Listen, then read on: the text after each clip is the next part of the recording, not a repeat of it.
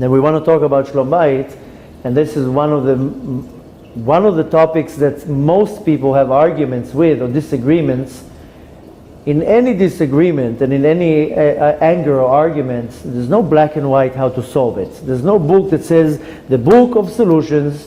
There's no such a book, because one cannot say this is the solution for that argument. There's no such a thing, because every argument or every disagreement or any situation that somebody is upset at me or I'm upset at somebody, they say in Hebrew, kol mikre legufo. Every case, we have to look at the case, and we have to see what aroused it and what happened and what perceived it and how did it start, and there's so many elements. So any argument, unfortunately there's no book that says follow these steps. But the basic foundation of solving any argument is, first of all, coming to terms that I do not want to have the argument. Some people, they have such a thought, feeling, and motion that I want to have an argument. Some people, that's their nature. They're happy with the fact that I'm making you miserable. That's the nature. Whatever, it doesn't matter if Yetzer Hara, character trait, issues from their childhood. I'm not going to analyze people's behavior, but there are situations that it's the person's agenda to create a fight and not to back off. Now what? There's no negotiation. There's no coming to terms. So in every situation, you have to look at all the elements, all the components, who's involved here. Sometimes the argument is two people. Sometimes the argument is a whole family, or a whole group, or partners, or two big groups, and one group is holding one ground, the other group is holding this ground. Unfortunately, there's many arguments in our life, and almost any average person, they go through from one argument to another argument to a different disagreement. It's almost impossible to find a person that says, Baruch Hashem, quiet in my mind. Most people, if they really look into it, oh, that person is upset at me because I opened a similar business to him. That person doesn't want to talk to me because my child hurt his child. Unfortunately, there's what do you do if the person wants to keep the argument? Like you say, this is their agenda. So that's why I said that every mikre, every situation is completely different. But in the topic we want to talk about now is Schlomite, because Schlomite is one of the hardest ones, and most people, when they turn to me with questions, they want to know what can I do with Schlomite, because very few couples have a very good, smooth marriage with good communications. And the point in marriage is only communication. If there's good communication, then the marriage is smoother. It doesn't mean that everything is perfect. It doesn't mean that there's no arguments. But if there's good communication, at least they know how to live together.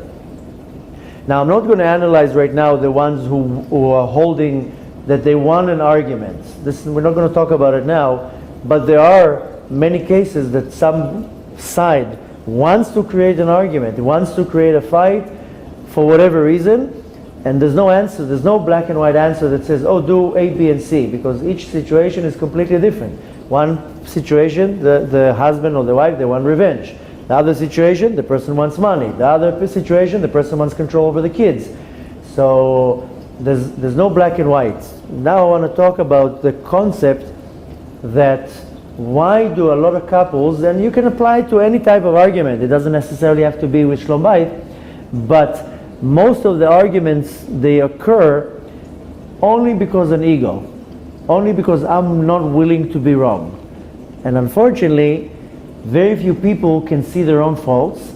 I mean, we can see my own faults, I just don't want to admit them. Because if I admit on my own faults, I'm basically saying, in other words, I'm not that great.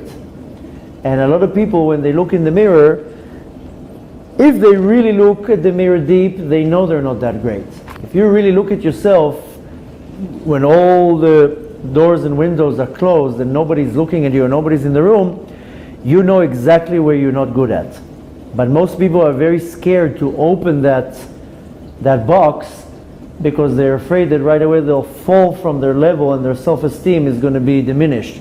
Because people, they want to feel that they're good at something. And a lot of people, they have very low self-esteem. I'm not good here, I'm not good here, I'm not good here. And it just brings them down. And the result from that will be sadness and depression and loneliness and so forth. So a lot of people are very scared to deal with their faults. They're not willing to look in the mirror and say, you know what, I'm a liar. I'm a slob. Or I don't care about other people's needs. Most people, they right away, the ego triggers and says, no, you are fine. Everybody around you, it's their fault. So the point in any argument, but especially in Schlomite, is that most people do not want to agree that they are wrong. And in an argument, they say in English, it takes two to tango. You can't have an argument when one person is sleeping. You cannot argue with a sleeping person, because he's not arguing back, he's not answering back, he's not cursing, he's not yelling, he's not raising his voice, he's sleeping. So if there's an argument, it must be that there's two people. And the thing that drives most people the most crazy in an argument, that you don't react. Why aren't you reacting? Why aren't you answering? I don't have anything to say. That drives the other person completely nuts, that you're not reacting. Right now, we don't want to talk about right now solutions. I just want to present a situation and how a person can grow out of their limit to know how to start approaching it. In this class, we're not going to talk about solutions, because solutions in situations like this, it's only in a personal and individual level. Of course. So again, I don't want to, and I can't go into personal answers, because not too long ago a young lady calls us and she requests to have a phone call with me, and she says, I have a lot of Schlomite issues, and I want Rabbi Anava to speak with my husband. And Baruch Hashem, we have hundreds of people who are requesting a consultation and a call, and we get hundreds of emails every day. So it's not that I just pick up the phone, but she called and emailed every day. And that my secretary who spoke with her told her, listen, it's not that it's one phone call and he's going to tell you, do A, B, and C. When you want to solve a situation like this, you have to hear both sides. There's always an argument. There's both sides in an argument. It's not just black and white. There's no quick answer. Could very much be that the person feels that they're 100% right, and wherever they go to, they present it that I'm 100% right. That person is 100% evil. And when the judge, because a rabbi can act as a judge, what's called a dayan, looks at the situation and says, wait a minute, I'm sorry to tell you, but you're not 100%. There's the other side, then he has a very strong argument. So suddenly your argument is not 100%. Now your argument went down to 70%, because he has also a side. So, especially in a class or a lecture, you cannot give answers, because kol mikre legufo, each individual is different. But what you can get in a class is the clarity of why did I get to the argument to start with, and how am I trying to get out of an argument and out of a disagreement. And one of the basics that I want to apply in any type of an argument, now we're talking about Schlomite, but in any argument, is to first of all to look at myself. Because if I became a punching bag, it means that somebody wants to take their aggression on me. Why me? Let me analyze myself. Maybe I annoyed that person, maybe I lied to that person, maybe I wasn't truthful, maybe I did this, maybe. I'm not saying that's the case. I'm saying when I go into an argument, the right approach is first of all to see maybe I'm the problem. Mm-hmm. Because if I'm the problem, I can solve the problem. Now if I now have a very angry wife and she comes and throws all these accusations, right away my ego will tell me, whoa, you are wrong, and right away the counteractive will be like, you're telling me that I did this and that? You also do this and this. Yeah, but the argument right now is not about me, it's about you. In arguments, you punch back. The person says, you did this, oh, I did this, you did that. It's not about right now, we're not talking about what you did. Now it's a one-side argument. So in all the arguments, a person will come and say something, right away you self-defense. But you do that too. That's not the point. The point is to sit and say, okay, if my wife comes and tells me, you did like this and like that, my reaction should not be like, how are you talking to me like that? You also do that. Last week you did this. That's the worst reaction. The right reaction is saying, oh, you feel that I disrespected you. You feel that I wasn't considerate to your needs. You feel that I did. Let me think for a second. Let me analyze that. And if I can come up with the right argument saying, you know what? I take what you're saying. Let me think about it for an hour because I'm not 100% sure that I really did it. I didn't do it deliberately. I didn't do it knowingly. Let me process what you just told me and I'll come back to you with an answer. And you really go out and you're saying, okay, my wife just told me that I'm not considerate. Why am I not considerate? Why do you feel I'm not considerate? Because I threw my underwear on the floor? Because I left my toothbrush on the counter? Why?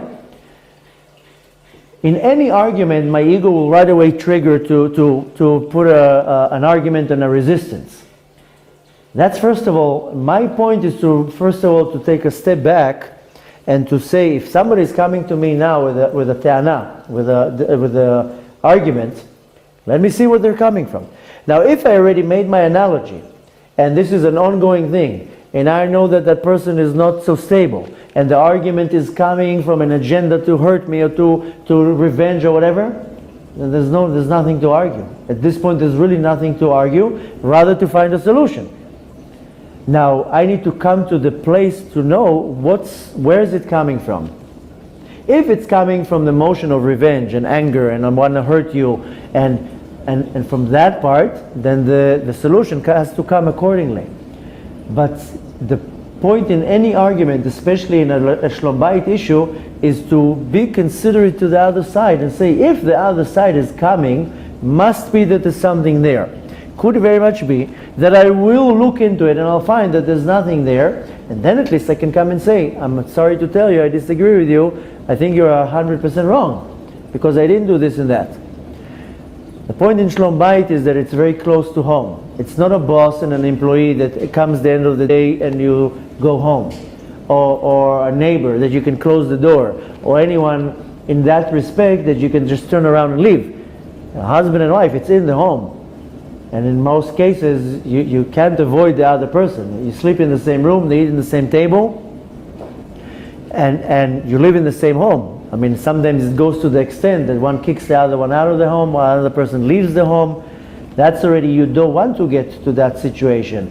When it comes to a point when a husband and wife are arguing, if the argument is a very short argument, and a disagreement, and right away it comes to a solution, that's what you want to strive for. I mean, I'm happily married, Baruch Hashem, but I also have disagreements with my wife. I just don't let it escalate. I don't let it go past more than a few hours. Because when you let something start cooking, that's when you get chunt. You want to make sure that it stays not cooked. Because anger, it's like chunt. It cooks on a low steam, and then it cooks and it cooks and it cooks, and the next day it's boiling hot. So in any argument, you want to be very smart. You don't want to be right. It's the easiest thing to be right in an argument because I'm always right, I'm perfect. But the point is not to let things bubble too much. So when I have a disagreement with my wife, if she approaches me, that's a completely different thing. If I have an issue and I approach her, then before I even approach her, I think 50 times how to approach her and when is the right time to approach her. Sometimes it's not the right time. Sometimes it's the worst time of the day, an hour before Shabbat, when there's 30 guests and the kitchen is a mess and this baby has a diaper full of dirt and this is not working and that's not working. Now is not the time for me to come and tell her something annoying, because the reaction I'm going to get is an explosion. It's not the time. Be patient, tell it on Sunday. Don't tell it now. So you have to also choose when to come with what's on your mind. So if you know your husband had a very bad day at work and he's about to chas v'shalom get fired, or a customer, the deal is swinging, not 100%, it's not the time to come and say, you know, yesterday when you did this and that, he just walked in. Give him an hour or two, or wait for the next day. So even in an argument that you are 100% right, or you're the one who's presenting the situation, you have to know when to present it and how to say it, that it's not going to explode like a hot dish. To come and know to say it the right time. If I have an issue that I have to come and tell to my wife, I think very well when I'm going to come and say that, how I'm going to come and say that, because my point is not to create a fight. My point is to come to a solution. So if you are the one who has the argument, you have to be smart how and when you're presenting it. If you're the one who's being presented with the argument, you have to right away shut down the ego system, because the ego right away will cause an argument. You have to know how to, like with Yaakov, to bow down for a second and say, okay, let me think about it, or let me see. Now all this applies when things are new and fresh, not an argument that's going on for 3 years. This is not what I'm talking about is not an ongoing fight. An ongoing fight is a completely different ballgame. I'm talking right now on new things. When it's an ongoing fight, that requires much more than these little tactics. How am I going to talk to the person? When am I going to say? An ongoing fight needs mediate. I don't know if you say mediate or mediator. A mediator? How do you say? Mediator. You need, when it's an ongoing argument, if you cannot come to a solution, then you bring a third party. Because if you're not able to come a week, 2 weeks, a month, a year, you're not finding the solution, you need the memutza that takes from here and knows how to connect. So you can go to, if it's in Schlomite, to a marriage counselor, to a rabbi, to somebody who knows both people, to somebody professional. But if you neglect it, like anything in this universe that you neglect, it becomes worse and worse and worse. You see this door, this handle of the door, it was neglected to be fixed. So now it's working every day, it's working less good. And I keep telling the person, the tachzuka, how do you say, the upkeeping guy, come and fix it already, because before, in the beginning the handle was loose. Then it became more loose. Now it's a little bit broken because people go already like that. Now it's already out of its place. Anything in this universe, if you don't fix right away, it becomes worse and worse and worse and worse, and then it completely breaks, and then it becomes irreversible to fix. So something in this universe, there's no such a thing as irreversible. You can always fix. We know the verse says, if you believe that you can break, then believe that you can fix. But in the physical world, some things once you broke, you cannot fix. Take now a glass cup, throw it on the floor, that's it, it's broken, you can't fix it. Even if you fix it, it will never be 100%, you'll have the cracks, and you'll be missing a few pieces. The point in any disagreement that I have, especially in Schlomite, is not to let it snowball. Once I let it snowball, it becomes to a situation that it's hard to reverse and to stop the ball from rolling. So the smart person, when he's facing an argument, is not to let it escalate and not to let it ascend. Rather saying, okay, let's stop here, and if I don't have an argument or an answer right now, let's calm down now, let's talk tomorrow. And it doesn't work always, because sometimes the other side doesn't want to let go, and they're in the motion of, oh no, we're dealing with it right now. So there's nothing more greater than being smart in an argument than being right. And again, now in this class, we're not talking about answers, we're talking about the concept, how do I deal when it starts? B'ezrat Hashem, we'll do also some classes, how do I deal with a situation that is already an ongoing situation, a 3-year argument that is not coming to a solution. The thing is that the Torah is about solutions, it's not about arguments. You see that in any machloket, any argument that we have in the Torah presents a machloket. That's why the entire oral Torah is about disagreements. Why? To teach you that there's always a solution. There's always a decree and what we go by. And sometimes we go by this opinion, sometimes we go by that opinion. Why? Not because one opinion is smarter or better than the other, to show you that in any relationship, in any argument, sometimes you take this side, sometimes you take this side. I want to go to the north, you want to go to the south? Okay, so let's go to the center. Bezrat Hashem we'll do, I said before, some of you were not here, that every Sunday, one of the classes we're going to do is about dealing with these life challenges, and we'll talk about a lot of ways how to deal with different challenges. And one of the challenges is also arguments, and one of them is between a husband and wife.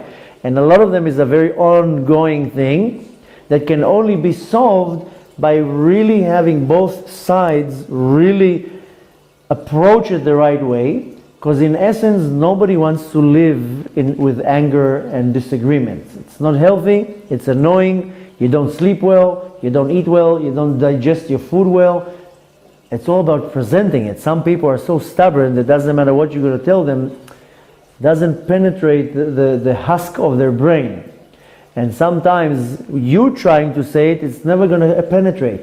Another person will come and say one sentence and the person will take it. This young lady that's calling us now that wants me to talk to the husband, she says everybody spoke to him. No, he doesn't listen to anyone. He's going to listen to you. Why me? So you is going to listen. Okay, if he's going to listen to me, so let's see if he's going to really listen to me. Sometimes it takes one person. 7 billion people are walking on this world, on this globe. Sometimes it takes one person to say one sentence and that's it, and the problem is over. In many arguments you see that you say, can you go and talk to him? He will listen to you. The point is that in any argument, but especially in Schlomite, the main obstacle in Schlomite is our ego. Especially when it's a husband and wife. Because if it's a partner, if it's a neighbor, if it's a random person, there's much less of an ego here. With a partner, you live with that person. Now with a partner, it takes it even to one step greater, because there's intimacy between the partners. So the ego even grows stronger there. Now of course I'm not talking right now about the relationships that they have to end. There is hashgacha pratit why some relationship they start and they have to end. There has to be a divorce. That's why the Torah is talking clearly, and there's a whole masechet just about divorce. Why? Because the Torah comes to teach you that yes, sometimes has to be a relationship. There has to be some type of a tikkun in that relationship, and the relationship has to come to an end. And all the anguish and the sorrow and the sadness and the hardship and the money spent, all that's part of the tikkun. That's part of the avodah of the person to work on themselves, to work on their midat of the attribute of bitachon, of trust, of emunah, of working on a midah that a lot of people are not familiar with, and this midah is called forbearance. In Hebrew we say it, when we say the 13 attributes of mercy, we say the midah that is called erech hapayim. Erech hapayim is forbearance. And this is one of the midot that the Kadosh Baruch Hu has, and we don't realize really what he does. We say Hashem Hashem kel rachum v'chanun, erech hapayim v'rav chesed, and so forth. Erech hapayim, it means that a person hurt me deliberately, knowingly, and I still forgive that person. This is erech hapayim. And Hashem, every day we hurt him deliberately, knowingly, and Hashem says, I still forgive you. I know I'm not allowed to do this, I don't feel like it, and I'm still doing it, and I know that Hashem is not happy with it, and Hashem still finds the place to have this forbearance and forgive me and say, I'll let go. So Hashem asks us to be exactly like Him. So if Hashem is chanun v'rachum, merciful and full of forgiveness, so I have to also be chanun v'rachum. And if you see, one of the first attributes of mercy is erech hapayim. So erech hapayim is that a person did something to hurt me. And I know, I don't need the argument here. I don't need somebody to come and explain. I know that person knows exactly what they're doing, and they know they said that to hurt me. But I still forgive him. I still let go. David HaMelech, there's a famous story in Tanakh that there was a certain individual that came and cursed David HaMelech. And of course, the the chief of staff, the Ramatkal, Yoav ben Tzruya, told David HaMelech, the person we have to kill him. Why? Because he cursed the king. So David HaMelech says, Hashem amar lo kalel. Hashem told him to curse me. It's okay, let him go. David HaMelech was in such a high level that he was able to humble himself and says, no, right now that person came to curse me, because Hashem sent him to curse me, so I will have some type of a wake-up call to my daily ego diminishment. So sometimes Hashem sends a person to bite me, and my ego will make me right away upset and right away curse back or argue back or hate or resent. I have to take a step back and say, no, Hashem sent that person now to give me this little bite. So I will humble myself and I will be able to work on my midah of erech apayim, that I'm nothing. Avraham Avinu says, V'ani afar va'efer, I'm nothing. V'nafshi ka'afar lakol tiyeh, and my nefesh is like dust. My entire avodat Hashem is to humble myself and to make myself a nothing. So sometimes Hashem throws it in my face and He sends somebody to stab me, to pinch me, to bite me. My avodah here right now is to say, no, I'm not going to lower myself by getting upset, because when I get upset, our sages say, Kol hakoes kol minei gehenam sholtim bo. When I have anger, I'm basically becoming a chariot to any entity from Gehenam to come and control me. So when I bring anger in me, our sages Bechlai say that a person who is upset is like an idol worshipper. Why? Because I do not believe that Hashem sent that situation, that Hashem orchestrated that situation, that I'm having anger towards another person. So a person who has kaas, anger, which is one of the worst midot, then it's like I don't believe that the Kadosh Baruch Hu is in control, that He made that person say that to me, or He made that person do that to me. So when I get full of anger, right away I have to bring down this screen of saying, no, like David HaMelech, Hashem amar lo kalel. I should not be angry at that person. This is a very great level, and Hashem wants us to come to that level. If Hashem puts me in this situation, it means that Hashem thinks highly of me. Then He says, now work on the midah of forbearance. Let's see if you are able to let go, to forgive that person 100%, not 99%. Inside of you, you 100% let go. And you say, if that person came to bite me, must be that I did something that it's coming back at me, because Hashem doesn't chas v'shalom punishes me. Rather, I do an action and I get a reaction. If I am getting a reaction that something came to sting me, then it's just for me to look at myself and say, maybe I did something wrong. Where can I correct? And even if I find out that I did nothing wrong, I'm 100%, then it's just to refine this midah of forbearance. And we all have to do it. We all have to meet situations in our life that I'm 100% right, not 99%. I'm totally right. If I would go and present the situation, any good judge will say, you are 100% right. But it's not about being right. It's about being smart, and I want to correct my midot. I came to this world to refine my midot. And if I have a problem with anger, Hashem is going to put me in all the situations that my anger will be placed to the test. So my wife will drive me insane. Every word that comes out of her mouth will get me upset. Why? Because I have to work on my midat hakas, my anger. So it's not my wife. There's nothing wrong with my wife. She's just the mirror right now that will trigger this midah. So when it comes to Shalom Bayit, my wife is my ultimate helpmate. That's why when Adam HaRishon was created, he was created single. Then Hashem says, Lo tov ha'adam liot levado, evra lo ezer kenegdo. It's not good for a person to be by himself. I will help him a helpmate that will go against him. Ezer kenegdo. Now kenegdo can be interpreted as against him, but kenegdo is also next to him. Mineged, a helpmate. So the right way to see it is that my helpmate My wife, my husband, is when it's negdo, when it's coming in front of me.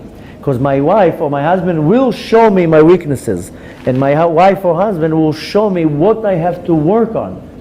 Then it becomes a helpmate because it's negdo. Negdo means across of me. Now again, this class we're not talking about the situations that are 100% right and the relationship has to come to an end. This is not the class. We will talk about that because a lot of people are facing the situation and the relationship that has to come to an end, and people have to part. And like I said before, there is a tikkun there. You had to go through it. You had to learn what you had to learn from it. You had to fine-tune a few midot, whether it was forbearance or anger or forgiveness, and you move on. And then you move to the next journey of your life.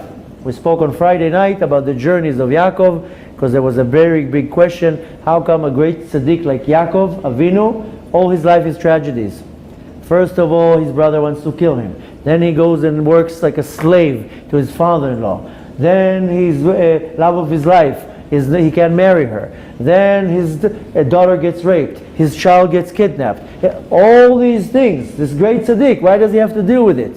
Why does Hashem punish him? That's what a lot of people ask. So the answer is Hashem doesn't punish anyone. Hashem didn't punish Yaakov. That was his journey. We all have a journey in our life. It says that the Jews, when they went in the desert, they had to go in the desert, they had 42 journeys. This corresponds to the 42 journeys of my life.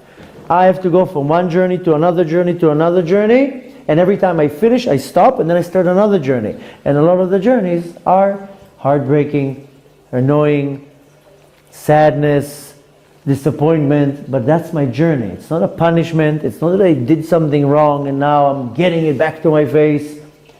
Rather, it's a journey in my life. So in situations that the relationship has to come to an end, the journey has finished. And all that comes around it, all the self-work that I have to do, that's what I have to come out with it.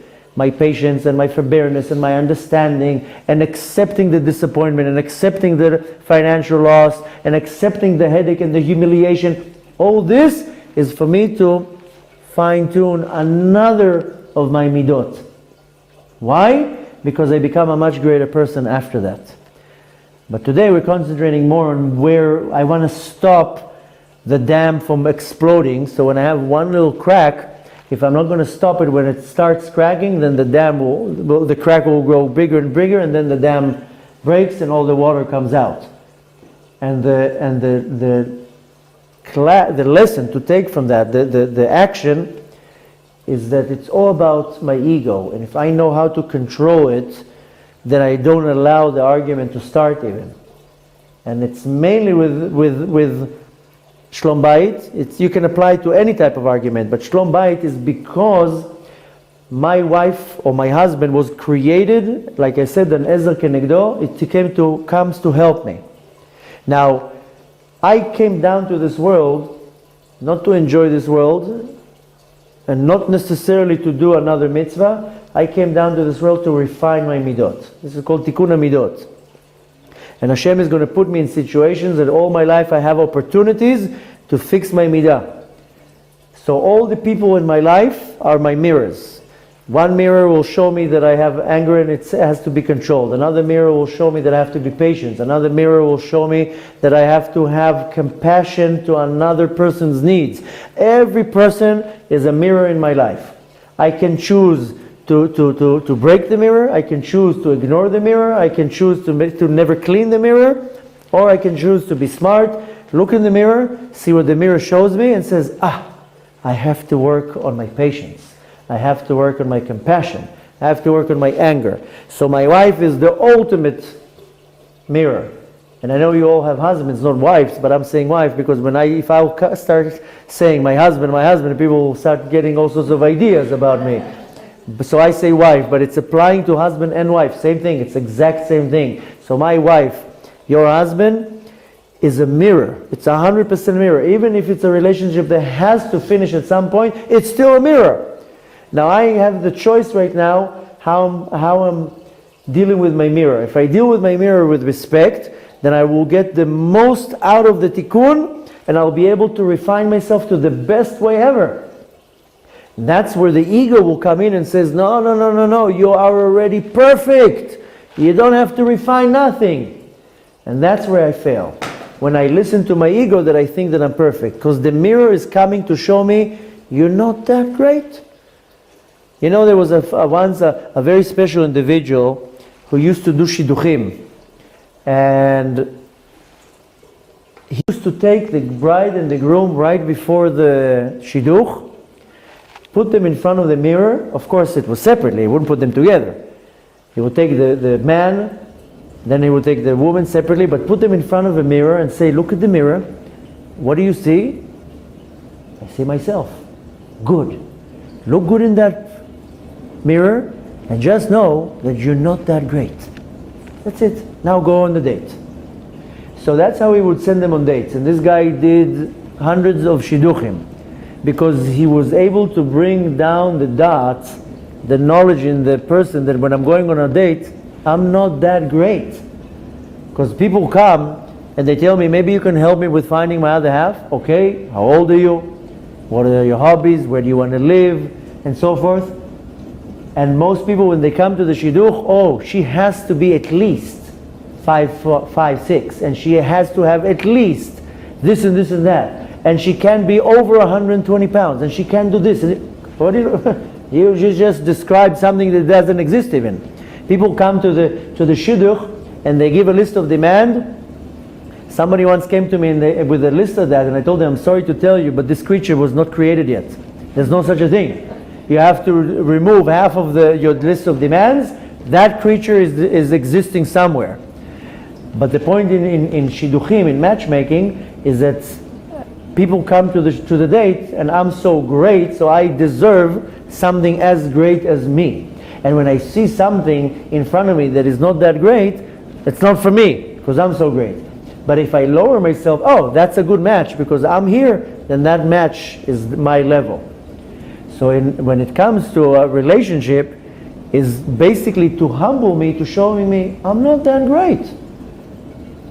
So next time that I come into a new argument, the point is to first of all, to right away, instead of letting my ego kick in, is to let my brain, my knowledge, my dots kick in and saying, wait a minute, what do I have to analyze from this situation right now? And it's very recommended that before an argument, instead of getting into the argument, saying, okay, I heard what you have to say, I had a long day, let me think about it, I'll get back to you. I'm not arguing. And 90% of the arguments, they stop when you don't argue. The argument starts when you start arguing by saying, no, you're wrong. Then we'll start an argument backwards and forth. But if you're saying, okay, I heard what you said, let me think about it, and I'll get back to you. Or just say I'm sorry. Of course. The point is not to get the argument started. Once you have it started, then it's very hard to, once 2-3 words, there was an exchange of some words, that's it, you're already in the argument. Now try to rewind. So the smart person doesn't even get to the argument. And sometimes if I know that right now I did something 100% wrong, or a completely different situation, I know that I'm 0% wrong, I didn't do anything, but right now my wife got a very annoying phone call from somebody and she's annoyed, I'm the first one who came in, I have to get the punch.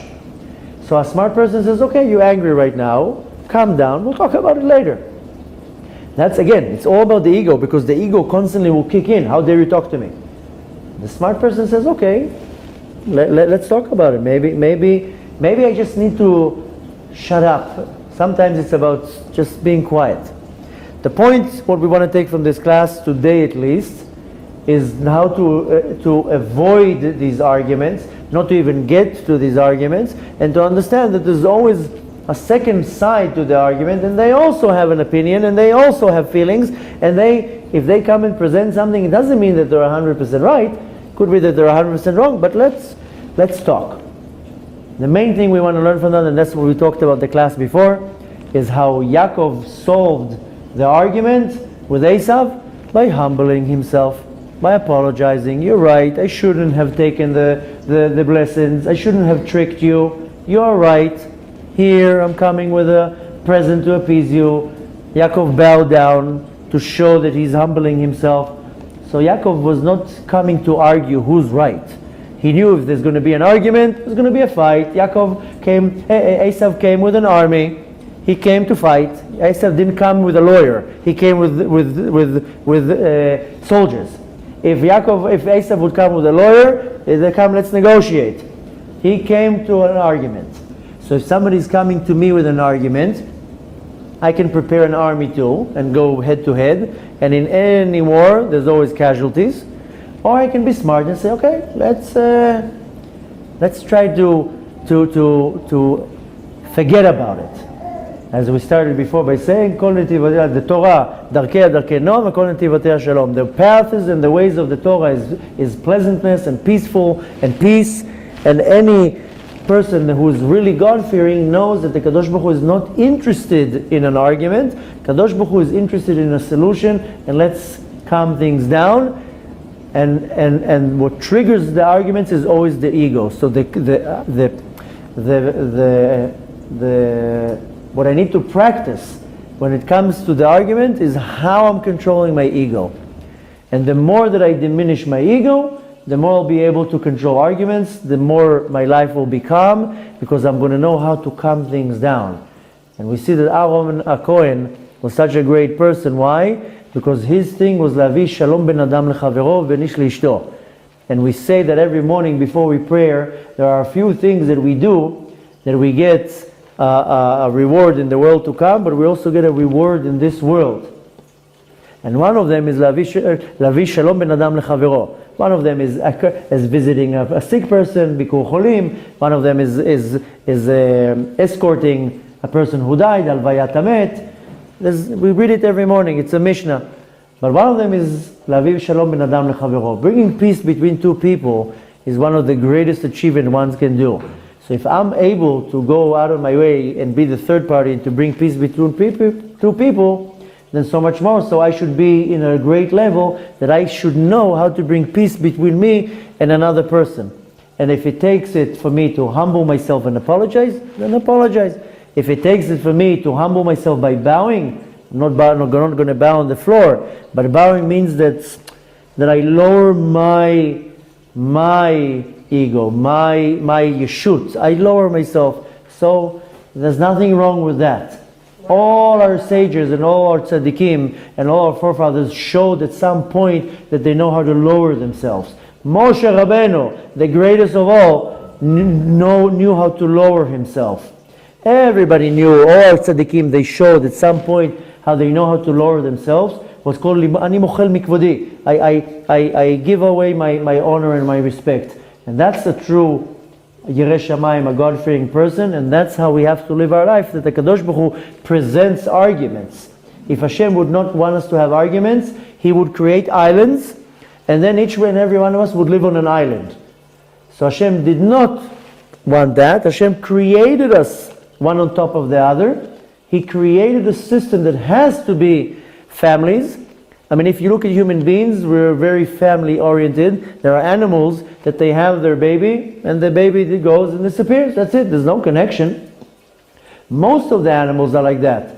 The child, I can say a child, but the animal, they gets born. A few months it's with the mom, and then it takes off. They don't come to visit on Thanksgiving. That's it. Some go in herds, some don't. But the human being, the human nature is that we are family oriented and we're constantly around the family. Hashem wants us to work on the relationships and how to tolerate this person's habit, to be patient to that person's habit, to be passionate and understanding to this person's habit. So it's all about working on myself. All these arguments are just these workshops to bring me to a better place. B'ezrat Hashem, another class, we will talk about the relationships that are destructive and they have to come to an end, and how do you apply that, and how do you deal with that doesn't pull you down to chas v'shalom depression or sadness or completely ruins your life. This is also, every human being has to go through these relationships that have to come to an end, and it has to be done the right way, that there's the least anger, the least problems, the least chaos, and that it's done as nice as possible in the way of the Torah, and to understand that this is the will of the Kadosh Baruch Hu. Bezrat Hashem, we should not even reach to arguments in any situation. We should not even talk about things like that. We should only talk about happy things. But till Mashiach comes, we're still going to have a few more arguments here and there, and we should know how to deal with it.